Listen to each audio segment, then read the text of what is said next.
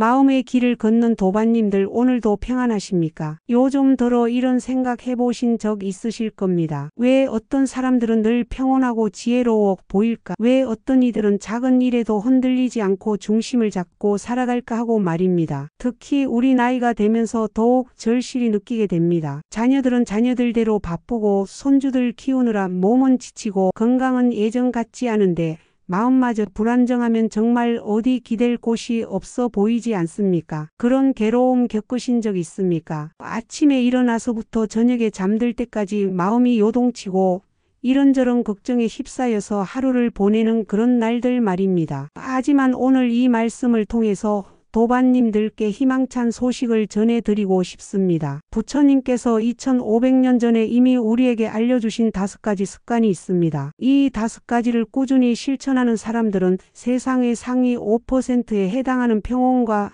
지혜를 얻게 된다는 것입니다. 이는 단순한 성공 공식이 아닙니다. 마음의 평화를 얻고 진정한 행복을 누리며 주변 사람들에게까지 좋은 영향을 미치는 삶의 비밀입니다. 오늘 이 시간을 통해 그 5가지 습관을 함께 살펴보겠습니다. 첫 번째로 새벽의 고요한 시간을 활용하는 습관입니다. 도반님들 요즘 새벽에 일어나 보신 적 언제입니까? 젊을 때는 일 때문에라도 일찍 일어났는데 나이가 들수록 밤잠을 설치고 아침엔 늦게 일어나는 분들이 많으십니다. 하지만 부처님께서는 법고경에서 이렇게 말씀하셨습니다. 깨어있는 자들의 밤은 길고 지친 자들의 길은 길며 참된 가르침을 알지 못하는 어리석은 자들의 윤회는 길다. 법고경 제60회. 여기서 깨어있는 자란 단순히 잠들지 않은 자가 아닙니다. 마음이 맑고 깨어있어서 진리를 볼 수 있는 상태를 말하는 것입니다. 새벽 시간은 하루 중에서 가장 고요하고 맑은 시간입니다. 세상의 소음도 적고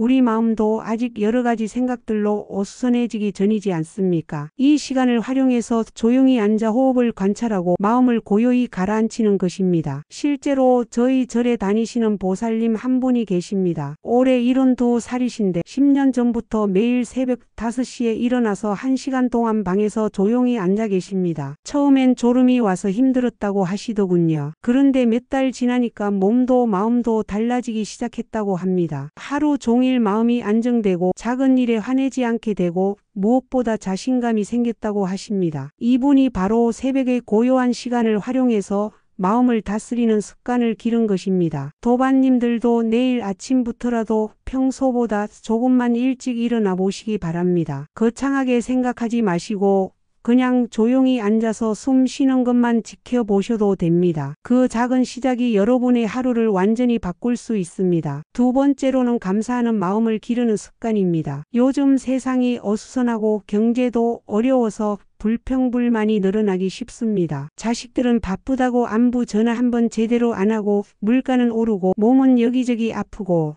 그러다 보니 하루 종일 불만투성이가 되기 쉽지 않습니까? 그런데 부처님께서는 이렇게 가르치셨습니다. 만족함을 아는 자는 비록 땅에서 잠을 자더라도 편안하다. 만족함을 모르는 자는 천상의 궁전에 살아도 편안하지 못하다. 법고경 제204개. 만족함을 안다는 것이 바로 감사하는 마음입니다. 지금 가진 것에 고마워하고 작은 것에서도 기쁨을 찾는 마음 말입니다. 이런 감사의 습관이 우리 마음을 얼마나 풍요롭게 하는지 모릅니다. 저희 절에 나오시는 할머니 한 분이 계시는데 정말 어려운 환경에 사시는 분입니다. 남편은 일찍 돌아가시고 자식들도 형편이 넉넉하지 않아서 많은 도움을 받지 못하고 계십니다. 그런데도 이 할머니께서는 늘 밝으십니다. 왜냐하면 감사할 거리를 찾는 습관이 몸에 배어 있기 때문입니다. 아침에 눈을 떴을 때 오늘도 하루를 시작할 수 있음에 감사하고 밥 한 끼를 드실 때도 이렇게 따뜻한 밥을 먹을 수 있음에 감사하고 절에 와서 부처님께 절할 수 있음에도 감사하십니다. 작은 것 같지만 이런 감사의 마음이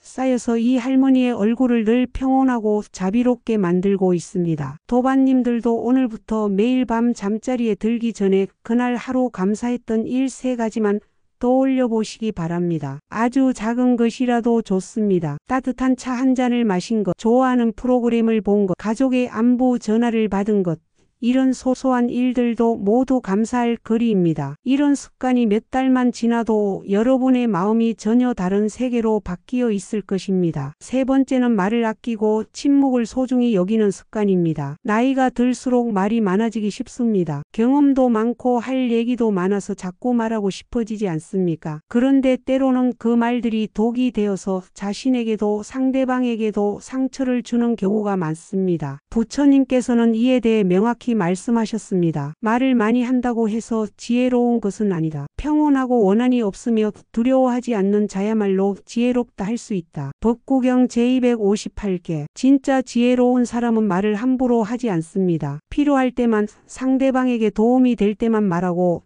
나머지 시간에는 조용히 침묵을 지킵니다. 침묵 속에서 마음은 더욱 깊어지고 지혜는 더욱 맑아집니다. 저희 절에 오래 다니시는 보살님 중에 정말 말씀을 아끼시는 분이 계십니다. 법회 시간에도 꼭 필요한 말씀만 하시고 평소에도 남의 뒷담화나 불필요한 수다를 하지 않으십니다. 처음엔 좀 무뚝뚝하신 분인가 생각했는데 시간이 지나면서 그분의 진가를 알게 되었습니다. 말씀을 하실 때는 정말 꼭 필요하고 의미 있는 말씀만 하시고 그 한마디 한마디가 듣는 이의 마음에 큰 울림을 줍니다. 무엇보다 늘 평온하고 안정된 모습을 보여주십니다. 이것이 바로 말을 아끼는 습관의 힘입니다. 도반님들도 오늘부터 말하기 전에 한 번 더 생각해 보시기 바랍니다. 이 말이 정말 필요한 말인가? 상대방에게 도움이 되는 말인가? 내 마음에서 나오는 진실한 말인가를 스스로 점검해 보는 것입니다. 그리고 가끔은 의도적으로 침묵하는 시간을 가져보십시오.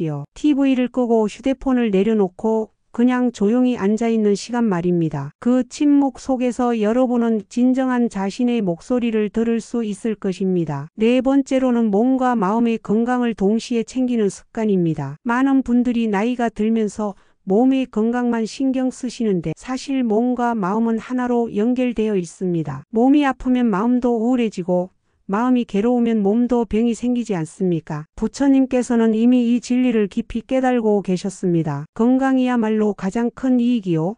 만족이야말로 가장 큰 재산이며 신뢰할 만한 친구야말로 가장 좋은 친척이고 열반이야말로 가장 큰 즐거움이다. 법구경 제204개. 여기서 건강은 단순히 몸의 건강만을 뜻하는 것이 아닙니다. 몸과 마음이 조화롭게 균형을 이루는 상태를 말하는 것입니다. 이를 위해서는 적당한 운동과 올바른 식사 그리고 마음의 평정을 함께 관리해야 합니다. 저희 절에 다니시는 할아버지 한 분이 계신데 올해 75살이십니다. 이분이 실천하고 계시는 건강 습관이 정말 인상적입니다. 매일 아침 절에 와서 108배를 하시고 점심때는 간소하지만 균형 잡힌 식사를 하시고 저녁에는 동네 한 바퀴를 천천히 산책하십니다. 그리고 무엇보다 마음의 건강을 위해서 매일 경전을 읽고 명상하는 시간을 가지십니다. 덕분에 또래 분들보다 훨씬 건강하시고 마음도 늘 밝고 긍정적이십니다. 이분이 늘 하시는 말씀이 있습니다. 몸만 건강하면 뭐하냐? 마음이 병들어 있으면 진짜 건강이 아니다. 마음만 평온하면 뭐하냐? 몸이 아프면 수행도 제대로 할 수 없다. 둘 다 함께 챙겨야 한다고 하십니다. 정말 지혜로운 말씀이지 않습니까? 도반님들도 몸과 마음의 건강을 함께 챙기시기 바랍니다. 몸을 위해서는 무리하지 않는 범위에서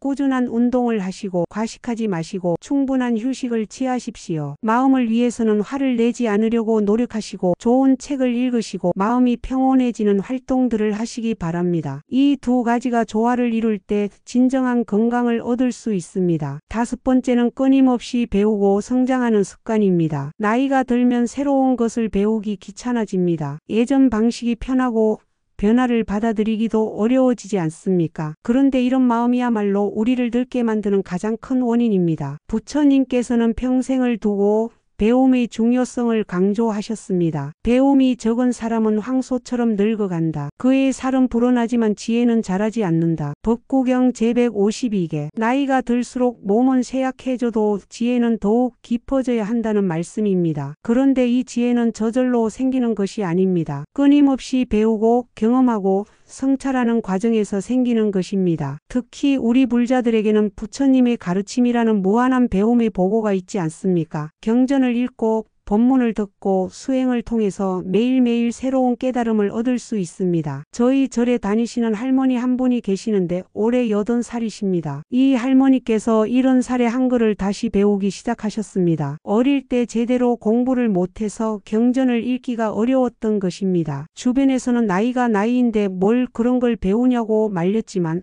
이 할머니는 포기하지 않으셨습니다. 매일 절에 와서 혼자 글자를 하나하나 짚어가며 읽기 연습을 하시고 법사님께 모르는 것을 물어보시고 집에 가서도 복습을 하셨습니다. 이제는 건강경도 술술 읽으시고 법문도 잘 이해하십니다. 무엇보다 공부를 하면서 머리도 맑아지고 마음도 더욱 밝아지셨습니다. 이분이 늘 하시는 말씀이 있습니다. 나이 들어서 배우니까 더 감사하고 더 재미있다. 젊을 때는 억지로 공부했는데 이제는 진짜 배우고 싶어서 배운다고 하십니다. 이것이 바로 끊임없이 배우고 성장하는 습관의 힘입니다. 도반님들도 나이를 핑계로 배움을 포기하지 마시기 바랍니다. 경전을 읽어보시고 좋은 법문을 들어보시고 새로운 수행법도 시도해 보십시오. 꼭 불교 공부가 아니더라도 평소에 관심 있었던 것들을 배워보는 것도 좋습니다. 중요한 것은 마음을 열고 새로운 것을 받아들이려는 자세입니다. 이런 자세가 있으면 나이가 들어도 마음은 늘 젊고 생기가 넘칠 것입니다. 마음의 길을 걷는 도반님들,